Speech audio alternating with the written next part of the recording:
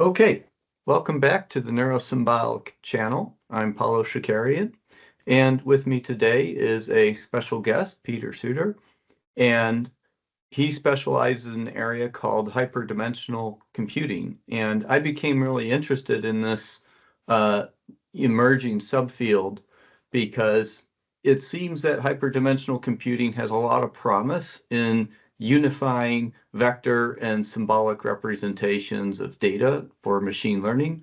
And we've, seen some papers that utilize HDC at events like the Neuro Symbolic Conference that was earlier this year in Barcelona, some referring to it as a subset of what's called the vector symbolic architectures. Uh, Peter is a PhD student, post-candidacy, so all but defended at the University of Maryland, where his dissertation work is on this topic. And he is also a software engineer and co-founder at a startup called Simuli that is also looking to leverage HDC. Peter, welcome to the channel. Great to be here. Thank you for having me. So, maybe we start out by tell us a little bit about your journey, how you got interested in, the areas of artificial intelligence, why you decided to pursue a PhD, and then what really piqued your interest about HDC to, make some career moves based on this subfield. Sure. Yeah, so I think I had a bit of a strange journey towards HDC, so I'll try to keep it brief. But basically, I started off doing convex optimization and such areas of work in my PhD. So I wasn't even doing AI at the very start. The most I was dipping my toes into were, certain big data things, such as like alternating methods and things like that. Um, and I sort of was not very happy with that research direction after about a year, and made the switch to going more in the ML direction, right? And there I started looking into like vector embeddings and things like that, trying to see if I can understand what's actually going on in the layers of neural networks, right? And what exactly representations do for machine learning, right, and AI. So during that, I sort of realized that you can actually do a lot of computation and AI without actually doing like proper data-driven learning. For example, I used vector embeddings to actually like generalize them to other tasks without any training. So more of like a computational approach that does it in real time for you. And along that line, some of my advisors said, "Hey, I have this paper that was sent to me on something called hyperdimensional computing, and it seems relevant to what you're doing, right? Why don't you take a look at it, see if there's something in there that you can like, focus on regarding this work, because it seems very relevant." And he sent me, of course, Canerva's seminal paper on the idea of HDC, basically. And for those who don't know, Pentti Canerva is a Stanford professor in, well, a lot of people call him the father of sparse computing. So he's pretty old, but he's sort of the sparse computing and cryptography kind of guy. And so this is that area's perspective on machine learning, is like, well, this is sort of what I imagine the brain's doing. It's doing some sort of sparse computing, and it's sort of works like this, right? And I read that paper, and yeah, I was like, wow, this makes a ton of sense, right? This makes a lot of sense, actually. And then from there on, I just dug a hole deeper and deeper. So yeah. Well, yeah, that's kind of interesting. So, I think it would be helpful to some of our viewers if maybe we can talk about some of the basic principles of HDC and, maybe Mhm. share some visuals. Uh, what was really intriguing to me about it is you can compress a lot of data into a relatively small vector, and that Yes. vector is binarized. So the storage of that vector is very small. So I think it would be neat to kind of walk through some of the basic ideas. Of course, of course. I will attempt to share my screen. I have one thing I have in spades is slides. So visual aids are very useful for this. Hopefully you can see this. Yes, we can. Great. So let me go back to the beginning. There we go. And yeah, perfect. So yeah, hyperdimensional computing is pretty interesting. Hopefully by the end of this intro, it'll really get the juices flowing. But the idea is pretty simple. We like to represent data in very low order dimensions, very tight, efficient dimensions. For example, like 64-bit integers or instructions in a machine, and so on and so forth, or precise values, right, for characters and things like that. Very little extra space is utilized in a lot of things that we do in a computer. And HDC says, well, actually, the brain doesn't do that, right? It doesn't keep things in nice packets of information. Instead, it's all sort of holographic, spread out throughout the entire resources the brain provides you with. And that means it's projected into a much bigger space than you actually need to represent that information, at least from a symbolic perspective. So the idea is to project such information into such a big space.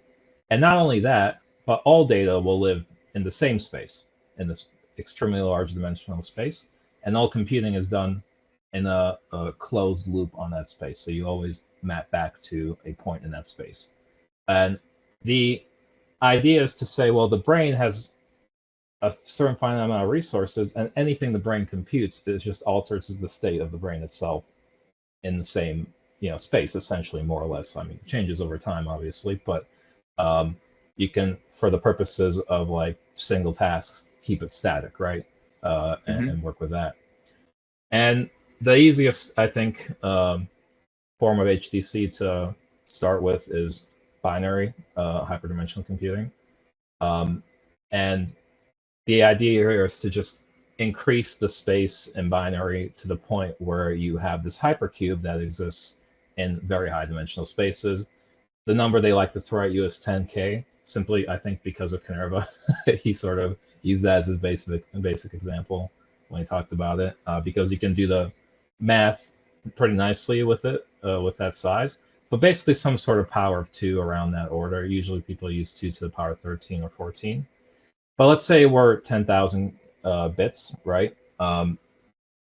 You notice certain nice properties if you assume that the vectors are random, right? So you assume the vectors are completely randomly generated, so random coin flips. And with these random coin flips, right, you have this sort of interconnected system drawn from the same distribution, right? And that system only understands things in terms of random vectors, right?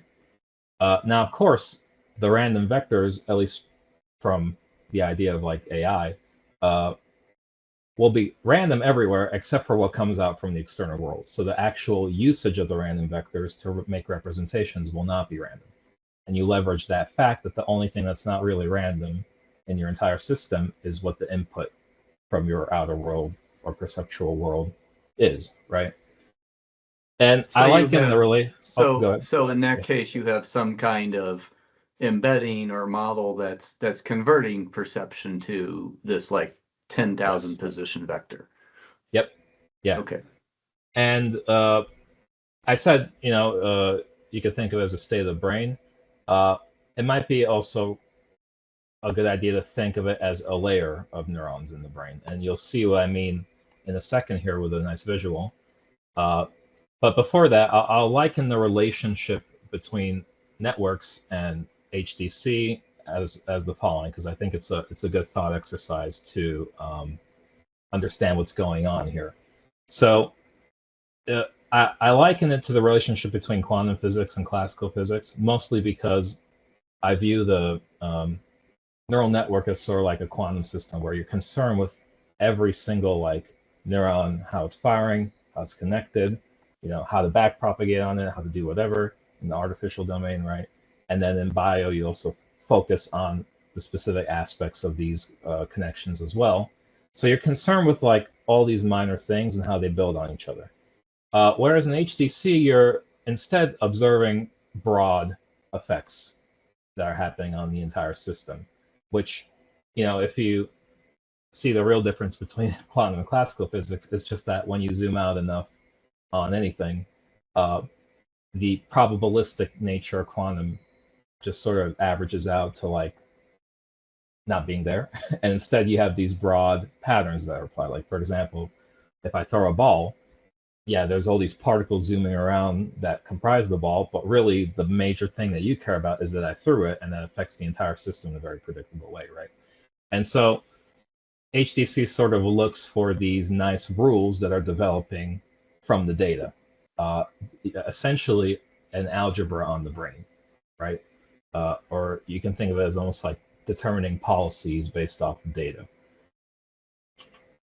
And so therefore hypervectors operate on entire regions of the brain or layers of the brain or in the entire brain if you want, while neural networks are like focused on the things building up to that. And there's a smooth transition, of course, between the two, but somewhere eventually things become very algebraic.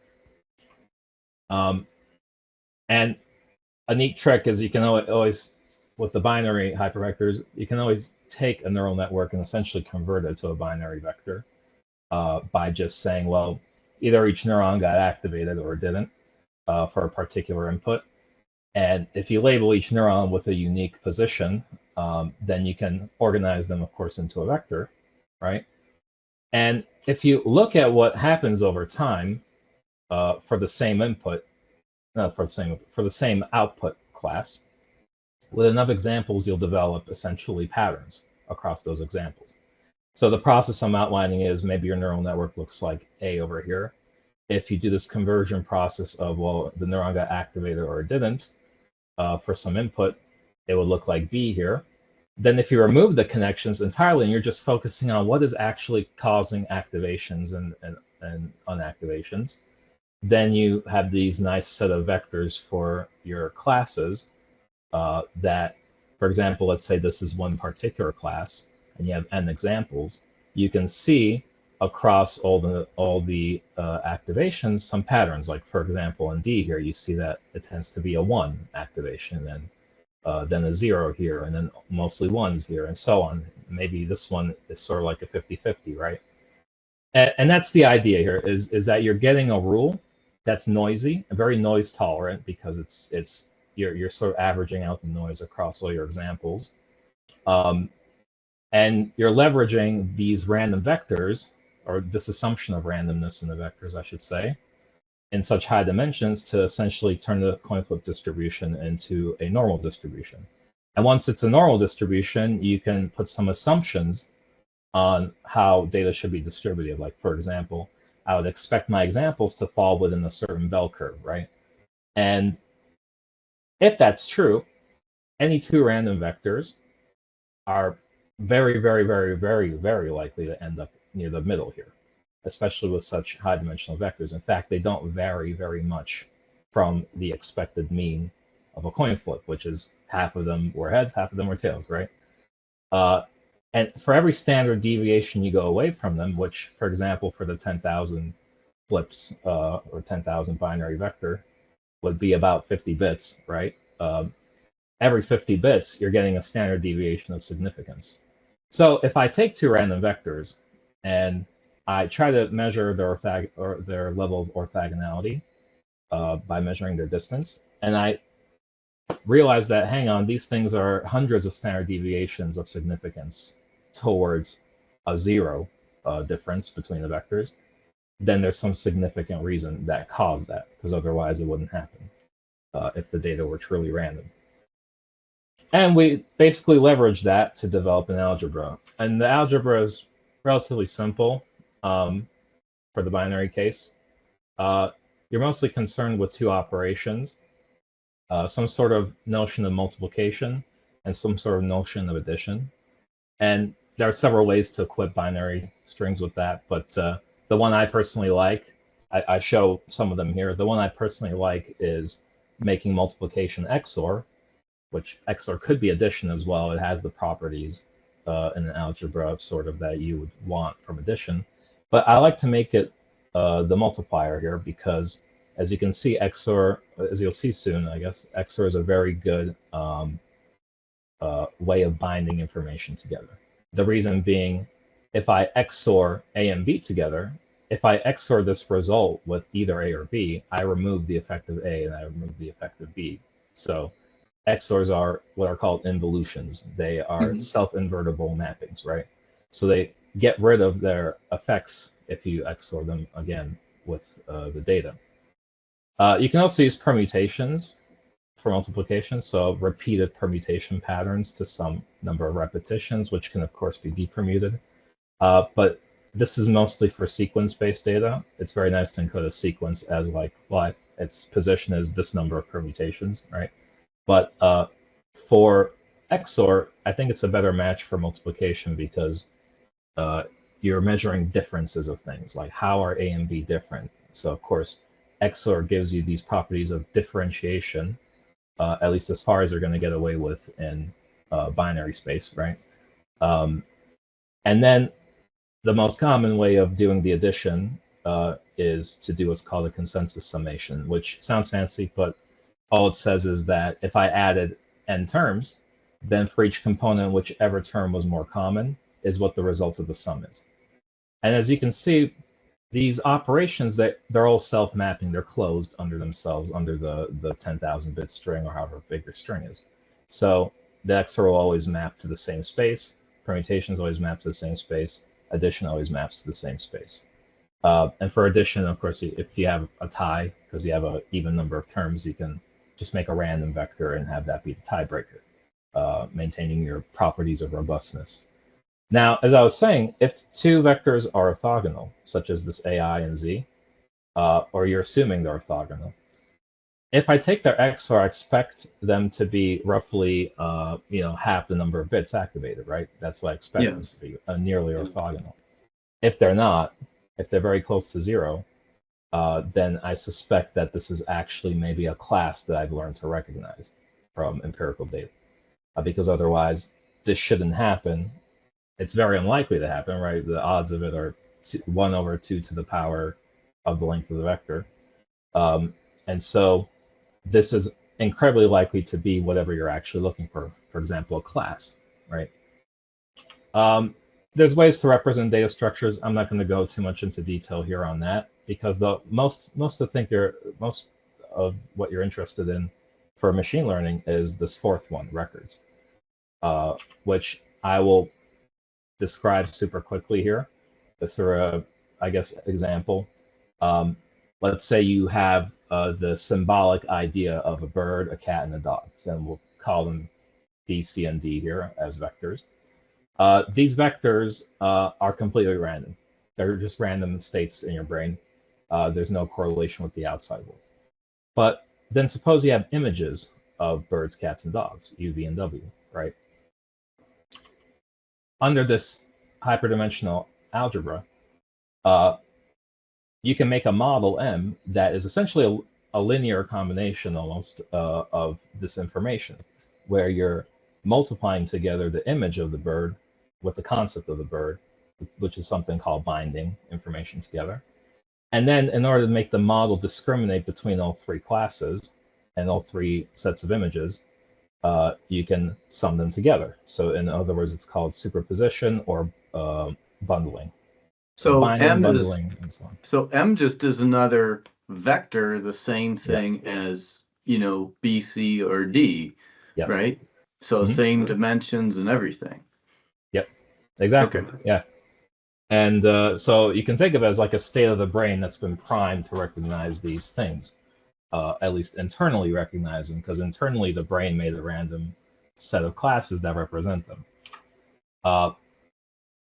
If you were given that image of a bird, let's say, so if U were presented to you, XORing it with M would actually give you something disproportionately close to bird. So if you just look through your three options, bird, cat, and dog, you'll find the biggest dip towards a zero difference, because XOR is a difference operator, right? it gives you the best match out of the three, right? And Now, I had statistically, oh, a go ahead, Jim. question wondering this. So when you do this, it's the best match because, you got the random noise, so it's not going to be exactly close. But Hmm. because of the, properties of having so many bits, because of the probability distribution, it's going to be very close to B. Now, what if B is like the closest one, but it's not really that close? What would we do there? Would we assume it's a novel class, not captured in the model, or would we assign it to the closest class? So typically they just take the minimum match across your set of classes, but it gets a bit more complicated when you have many, many classes. At that Okay. point, you want more of a VSA. You want a vector symbolic architecture that actually organizes these concepts into some sort of a hierarchy, right? So like there wouldn't be something as explicit as a bird, but it'd be like first recognize it's some sort of a living creature, then you recognize it's some sort of animal, not a human, for example, and then you so on and so forth. So there'd be some sort of hierarchy of internal representations for what you're looking at. And of course, it might take time to actually see them. You might have to observe many examples of what you're looking at, which is so it's a very nice way to actually add a time domain to these um, AI systems through HDC. With enough observations, you become more and more confident that what you're looking at is a bird, right? As opposed to a single image, you become the odds of them of so many entries across your observations being a bird are unlikely, right?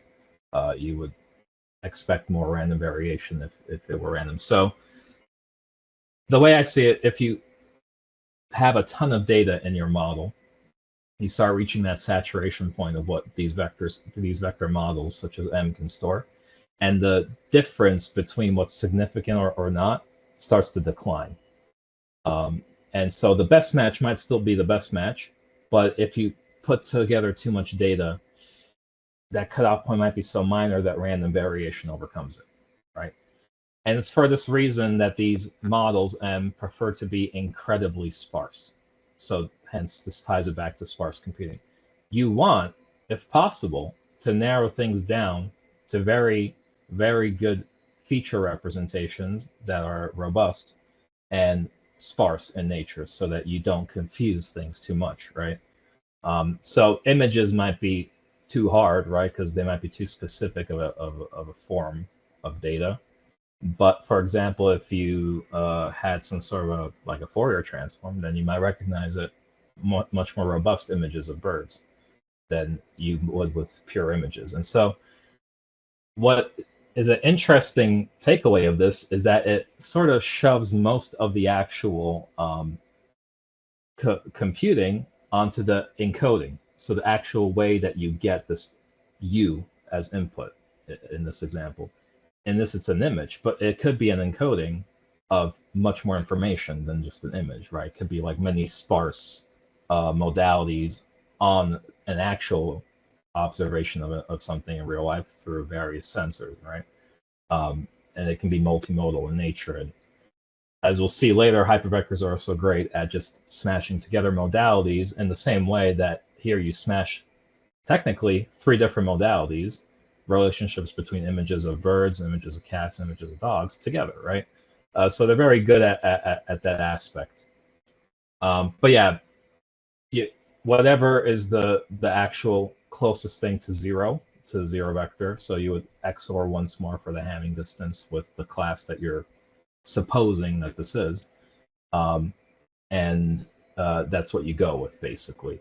But again, if the data, if the cutoff point is getting very small between what is the correct thing and what is not, random fluctuations in your model might overcome that. And so you want to have this relationship of compressing things, but not too much, right? Just enough for what you need it to do. But you can So mathematically characterize all that in terms of yes, probability, right? So yeah. As with this image back here, like this is the model, hypothetical model. If your true observations of this distribution differ from this, then that's not good. You want your distribution to look like this for incorrect classes, and then for correct classes, you want to look much flatter, right? And so that's the way that you can actually tell how well you're doing as well, and very like cemented statistical calculations that like everybody is pretty well aware of in any STEM field, right? And so it becomes very intuitive way of like measuring how well am I actually doing, as ties to entropy, of course, because you're talking about binary signals, right, and compressing them, and yeah. But that's the rough idea of how you would perform inference. So your model M would be an inference model, essentially. And the interesting thing is, what if your U, V, and W weren't just a single image, but actually some sort of aggregate of training images, or if we go even beyond that, some sort of weird feature representation and aggregates of those feature representations. And so you can summarize what the inference layer is doing with this nice graphic here, where your model M is this big blue bar, which of course is the same size as any of the other boxes I've drawn here, but just for like encapsulation visualization, this is how the data is being encapsulated together. So you've superposed the models of different things into this blue vector, right? These are these yellow vectors, and each of these are actually a pairing of some sort of input training data XORed with the class that is randomly, generated as just a symbolic concept. And because of superpositional properties of the consensus sum here, it sort of becomes a pseudo-quantum thing where if I'm presented one of these images or something that looks like them, it collapses, first of all, the structured summation of the blue model, which is here as well, to focus mostly on, let's say, dog, right, if it's a dog. So this yellow model becomes dominant in that superposition collapse. And then within the model itself, it's collapsing the superposition of the training data as well to highlight the ones that are most relevant to the image that you presented. And so this is what's determining it to be a dog vector in the end, is this like lurch in the superposition collapse towards the correct class that would not happen in a random correlation, right?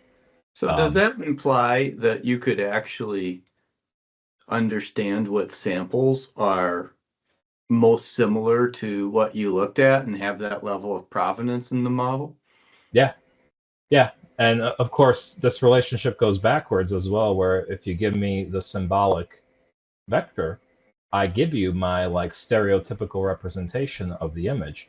If you pepper that in with random noise, it gives you a random generation of your training data, essentially. So because XOR is invertible, you get both out of this. You get some noisy version of the symbolic vector in this computation. So this purple thing is a noisy version of this purple thing. And if you reverse the relationship, then you would get out of it this light purple, which is the input data, but it itself can be made noisy by injecting noise during this process. So yeah, you can get exactly how you put it. You can tell which training examples are very good from your data set, which ones are poor, what the stereotypical example of your data set looks like, and you can even model that distribution by increasing the noise level and observing how that changes things, right? So yeah, it's a very explainable and interpretable model. It's one of the other benefits of hyperdimensional computing is its explainability. So you can see exactly where things go wrong, and it's usually in the encoding. And if that's the case, then the task of improving your model lies solely in the encoding at that point, right? So this makes a lot of sense if you think about it, because what do convolutional layers do in a convolutional neural network? Well, they make the image in a much sparser representation, because instead of looking at all the pixels at once, you're looking at these windows and how they overlay on each other, right, through a convolution. So you're purposely biasing your view of the data to make sparse representations so that the fully connected layers can actually learn. Because without it, if you just present the images to the fully connected layers, they have a much tougher time sussing out the correlation between each pixel, right? And so the CNN is your encoder in this relationship, essentially, and the fully connected layers are your hyperdimensional model. And what's fascinating is there's nothing stopping you from making the encoder itself hyperdimensional, because you want to get some kind of binary vector out, right? And it becomes this thing of like projecting data into various hyperdimensional spaces of various sizes to encode and perhaps remove through the superposition collapse aspects of the data that aren't relevant to get out the sparse signal that ultimately gets classified at the very end, right? And you can see now how I said that there's a relationship to neural networks, where this is essentially just like a superpositional representation of a brain, basically, a model of a brain, and how it understands the training data. So yeah, it's really interesting. And also, I mean, one thing here that is a little.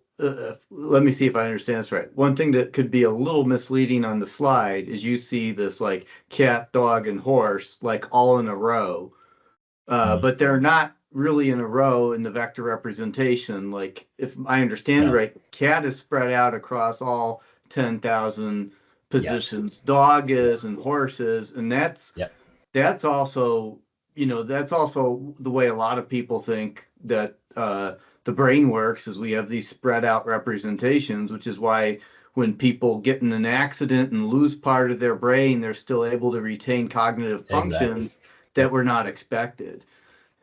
And on that topic, if you go deep enough into real brains through the layers, all the data starts to sort of look the same despite the source, right?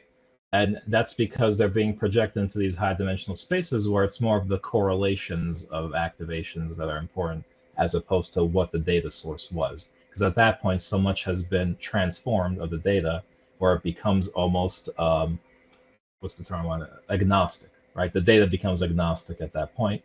And so you get these things of like, well, if I go blind, then all the neurons, not all of them, but a lot of the neurons that are used for vision can now be repurposed for other things, not because like they're suddenly changed in structure and like have adapted just by that virtue, but simply because the only data coming in now comes from other senses, and so it'll naturally get this agnostic property and focus on that, right? On that those other channels of sensory data. And so even if you're not using that visual cortex to its full capacity for the other sensors, you still can use them, right? There's some agnosticism to these representations.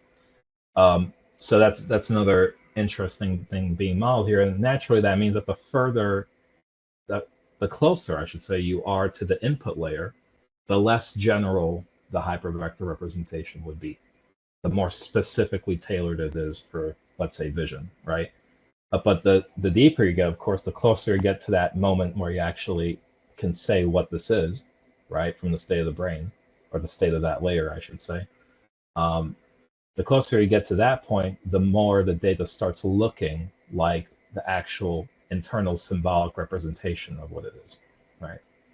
And so it's like the smooth transform between sensory data into internal symbolic logic, basically. So, maybe we can kind of get into some of your work. That's a Sure. good segue there, because I know you've done a lot on looking at different ways of translating that embedding into a hyperdimensional vector and then doing these algebraic operations to get classification results. Yeah, and I suppose I'll start off, I guess, with the most significant work, because it's also some of the earliest, where the task, I'll jump straight to the slide that describes the task, because it's probably easier to look at that than anything else. The task is pretty simple. You want to navigate a drone of some sort, some autonomous vehicle. It could be a flying vehicle or a car or whatever, with some sort of a camera, let's say, right?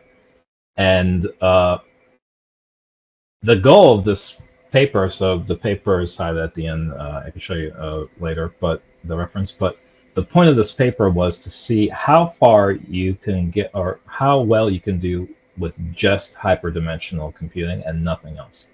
So here we're using nothing other than hyperdimensional computing, no neural networks, no anything. And we had some pretty shocking results where you're essentially able to do autonomous navigation from like a memory-based perspective where you remember the path and how to navigate it. You were able to do that with one CPU, and you could train in real time, and you only really need a small fraction of the data to maximize your performance. And you can actually make a bunch of models for what you're experiencing for different points in time. And it takes up something like, you know, a handful of kilobytes per model, right? And so you're also doing inferences at like hundreds of inferences per second, because first of all, you'll see in a second, the camera we used here was able to get image resolution down to the nanosecond of things that are happening, and I'll explain that in a bit, which means that the only limiter was your actual inference and how fast you can make those inferences in your model. You know, you can make hundreds of these inferences per second at very low energy costs with a CPU without needing even a GPU. And you don't even need to train on the whole data set. We train, I think, on very small segments of it and pretty much maximize the performance, where if you continued on the whole data set, you didn't actually get an improvement on that single model. You're better off making a new model for a different moment of time in navigation. And instead trying to figure out hierarchically where you are in the data set based off of that. Now, the trick here, this is very interesting, is how we did the encoding for the visual data, which is we use these special cameras called a DVS camera, which I'll probably go here to this slide to show it. These are called event cameras generally. And what they don't see pixels, they see instead what are called events, which is just some change in pixel intensity of significant amount. And each pixel here is essentially an asynchronous camera that will measure that change and cause a timestamp at that X and Y location in time down to the nanosecond level, for example. And what that gives you is essentially T-Rex vision, which you can see on the right here. So you see motion. So if you're moving through a scene, you'll see the differentials of the things in the scene, as opposed to flat surfaces, for example, right? And that gives you the ability to make very sparse representations of motion. So you see, this is directly tied to the task of motion, and if you're trying to navigate via motion, it's intrinsically correlated, right? And therefore, if you have a sparse representation of the DVS, which is, for example, what we came up with here, this is from the work of my co-author. He calls them time images. Anton Mitrikin is his name. He basically said, well, for a period of time, you can observe how these things change and sort of line up the projections in time and figure out how things are moving and color code it. And that's what you get here. So in the 50 millisecond time frame, this is how things were moving. And this is a very sparse image. You can ignore these black pixels because they don't tell you anything, and instead focus on the colored ones. So you only need to encode those, and you get nice, dense, as dense as you can get information about it. And so the navigation pipeline becomes something like you have some model moving in time, and you have this stream over time of, you can think of it as almost like a cloud, a point cloud of events with vertical slices being times. You turn them into these nice images, like Anton made these time images, and you encode these as hypervectors by literally encoding every pixel with random hypervectors. And that becomes some sort of a hypervector, which I represent here as like a square, just so you could see what it would look like. These are just black for 0 and white for a 1 in the binary form of it. And each direction that you're going in 3D in each of the 3D channels is just quantized into various classes that are fine enough to carry out the task, right? and they too have a random representation associated with them. You pair these up together and add them up over time, and voila, you can navigate. And that looks something like this. This is, for example, an autonomous car. This is the angular speed of the car, so how it's turning over time.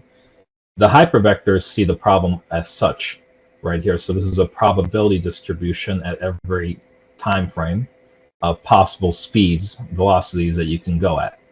And you see through it this nice line where the model says, this is the most likeliest direction I should go in. And that translates well to the actual ground truth data, right, that you learned. Oh, that's really cool. Yeah, it's pretty impressive, and even better for z-axis, of course, because it's slightly easier of a task for that, and then your x-axis, which is your forward motion. And we found that we could actually get CNN level performance without the CNN, and CNN would train, for like 12 hours or so back then to get those results, and we would achieve them in a fraction of a second training. And so you could see that if you push a lot of the job onto the encoding, which in this case is purely hardware based, like it's a camera, right? If you push the encoding as far away from the actual learning part as possible, you can learn very quickly, very rapidly. And so rapidly, in fact, that these are the results for anyone who's interested. We tested this on something called the MBSEC data set, which is just like a self-driving data set, right? For DVS cameras. But what's interesting is not that. What's interesting is according to some of the results, you have this strange ability to learn with just like roughly 1% of the data. So in this case, it's 15 seconds. After about 15 seconds, you achieve this performance. You didn't really improve on it by seeing the full hour-long data set or whatever, which, the CNN would see that. We would just look at 15 seconds and we have a nice model. And you could do this in real time in a fraction of a second on a single CPU hardware. So you could actually learn a model every 15 seconds, save it into some sort of a hierarchical structure, and use that to determine where and when you actually move, or according to what you're seeing. And so you have this time-based hierarchical representation of your experiences, basically. And that's insane. So this is fully retrainable on the fly, online trainable. So another thing I haven't mentioned about hypervectors is their capability to be trained online. And how you do this is you simply save the counts for the superposition. So normally you threshold everything. You say, I saw more ones in this component across the terms, or I saw more zeros, or I did a tiebreaker, and so that's the representation. If you save the original integers that determine the output of the summation, then you can simply add a new experience to those counts and then threshold them on the fly and essentially learn online. And you can do this continually. And if your numbers get too big, you can like subtract away some constant from all of them and encapsulate it that way. So these are also online learners. We also did a sort of ablation test where we replaced the CNN part of the network with the hypervector encodings, and you could fully replace the other way around. We replaced the fully connected layers with hypervectors, and essentially the only thing you needed to pull off the same results as the CNN was the CNN itself, the convolutional layers of the CNN themselves. So those features were sufficient without any backpropagation to replicate the performance of the CNN, meaning that the hypervectors developed efficient algebraic representations of what the CNN has interpreted from the sensory data, with just a few observations of it. So that was a pretty cool result. This was published, I'll go straight to the citation.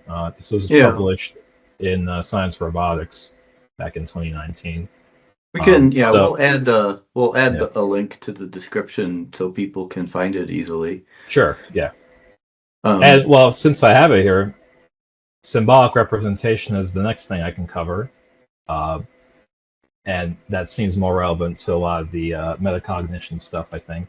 But I'll let you chime in if you want me to move on to that or something else. yeah, well, I think we're coming up on time, but Sounds good. Yep.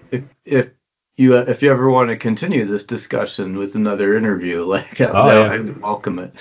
Oh Um, yeah. Sure. I'm more than happy to come back and talk about this stuff. It's I so think as it's we very interesting. Yeah. Yeah, so as we wrap up, so it's a little bit timely that a lot of the discussion here is about computational efficiency and radical improvements due to this. And this is being recorded about a week after we had a mini stock market crash due to Yeah. DeepSeek, which was for that kind of reason. Yeah. Um, what do where do you see this going long term? As we wrap up, what are your sort of concluding thoughts on the implications of this for the future of machine learning? So I think one of the easiest ways to incorporate this technology into what we use already is to you train your model, not specifically a hyperdimensional. You train your model, very nice model, and then you have a hyperdimensional version of it observing the model over time and learning to essentially uh, learning to uh, predict what each layer of your model would do, right? Each layer of your network, for example, and then you can replace the entire network with this hypervector, cascading like transform system to essentially do something like knowledge distillation into a much more efficient small model. The benefit of this is now you can get rid of your original neural network and use those resources to just do the stuff that the hypervectors just didn't figure out, where you need a ton of memory, a ton of resources to like understand the very minutia of how to solve your task. And instead you have some sort of a joint loss optimization that tells you when you should use the hypervectors, when you should use the CNN or whatever your dense model would be. And preferably you would mostly use the hypervectors, and in very like difficult situations, difficult training examples, you rely on the network who has only learned the difficult examples, basically. So that's the way I see it being used to fully like optimize without any loss in performance in terms of like accuracy, what we already have today. That's probably where I see this going in the end, some sort of knowledge distillation route. Well, thank you, Peter, very much. I appreciate you joining us, and Thank you. definitely you're invited back if you want to talk more. Oh So, yeah. so everyone, thanks for tuning in. Please like and subscribe, and stay tuned for more content.